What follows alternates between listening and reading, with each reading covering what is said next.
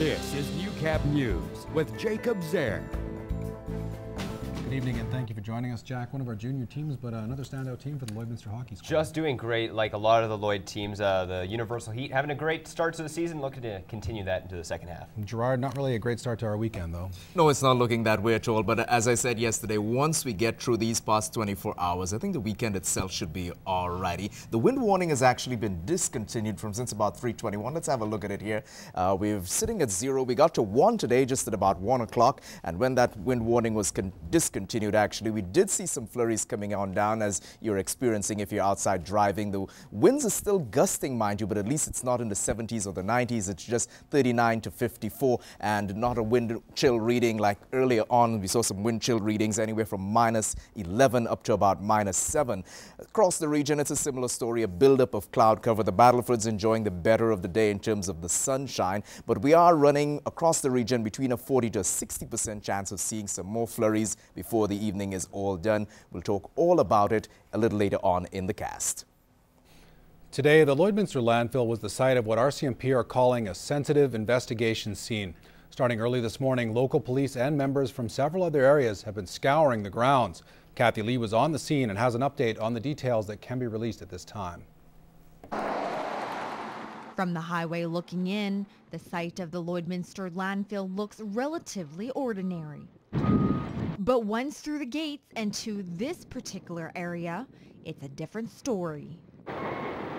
From dozens of people searching through garbage on the ground to an incoming helicopter in the sky. The Lloydminster RCMP and members from other detachments are combing this part of wasteland in what they're calling a sensitive investigation. Right now we're being assisted by approximately 30 members of the Special Tactical Operations Unit from K Division who are assisting in that search for the evidence. As to not risk the integrity of the investigation, at this time RCMP can't release what evidence they're looking for or further details about it. RCMP say they will continue searching until all possible evidence has been found or when it's determined that there is no more evidence. At this time, the RCMP are continuing their investigation. They want to remind the public that there is no reason for anyone to be concerned about their safety. We will continue to release more information as it comes. Reporting from the Lloydminster landfill site, Kathy Lee, Newcap News.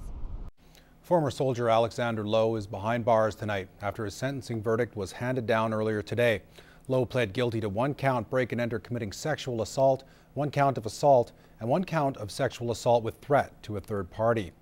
The prosecution was pressing for 3 years of jail time, while the defense was looking for a maximum of 1.5 years. Today, the judge sentenced Lowe to just under 3 years. Ex-Corporal Law received a sentence of 34 months imprisonment at a federal penitentiary. He also received a lifetime requirement to be registered with the Sex Offender Information Registry. Lowe was given 2 months for time served after spending 52 days in custody before his trial began. He also has a 10-year weapons prohibition and must supply a DNA sample for the federal data bank. Essentially, the prosecution received what it asked for. Basically, we're gratified with the sentence that the court handed down, and we thought it did indeed serve the interests of justice in this case. Unfortunately, it does happen that some of these members of that portion of that society do end up in the CF, and so we totally regret that, and we strive to make sure that we have the right people with us. Lowe was released from the Canadian Forces back in June of this year. 1 person is dead and another seriously injured after a 2-vehicle collision near Bonnyville. At about 4:20 yesterday afternoon, emergency personnel responded to a collision about 5 kilometers west of town on Highway 28. An eastbound Ford F-150 truck made a left-hand turn into the path of a westbound Ford 250 truck, which resulted in the collision. The male driver and lone female passenger of the eastbound Ford were seriously injured and were being transported by ambulance to Edmonton. Emergency care was provided in Smoky Lake. Unfortunately, while en route to Edmonton, the driver died. The driver of the other vehicle was not seriously injured. There was heavy fog in the area at the time of the collision and moderate to heavy traffic due to the time of day. Alcohol is not considered a factor, and police are continuing to investigate at the request of the families. The name of the deceased person and the injured people will not be released. A 19-year-old man is recovering in hospital after being stabbed late last night. The victim was stabbed in the back at a residence on the Little Pine First Nation. Now police are scouring the area for the suspect, 18-year-old Norman Bird. RCMP have issued a warrant for his arrest, slapping him with multiple charges related to the stabbing. Anyone with information is asked to call police or Crime Stoppers. And for a little bit of good news now for you, for the 4th year in a row, James W. Hemlock's seniors' home in the Border City has made a significant donation towards the Gift of Christmas charity. The home feels it's important to keep the money within the community, and this year they doubled the amount of money raised in previous years to over $800. Purchasing Christmas gifts for all the children and needy families in and around the Lloyd area, and we thought it was a good cause to put the money towards.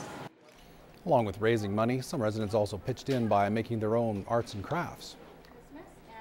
A lot of the residents do crocheted items on their own and their own handiwork, so they've been working on this, and they know that we do it annually, so they were able to put in quite a few items, which was nice.